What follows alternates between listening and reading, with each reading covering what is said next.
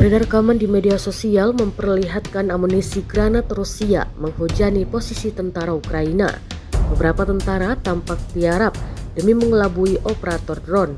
Namun sayangnya, granat tetap menghujani target dan ledakan yang mematikan menewaskan sejumlah tentara Ukraina.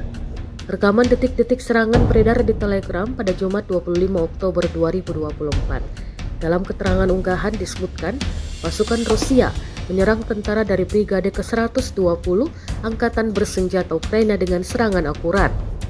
Tidak disebutkan lokasi penyerangan Rusia kali ini, termasuk total korban jiwa dalam gempuran ini. Kendati demikian, rekamannya kini telah menuai berbagai komentar dari warganet.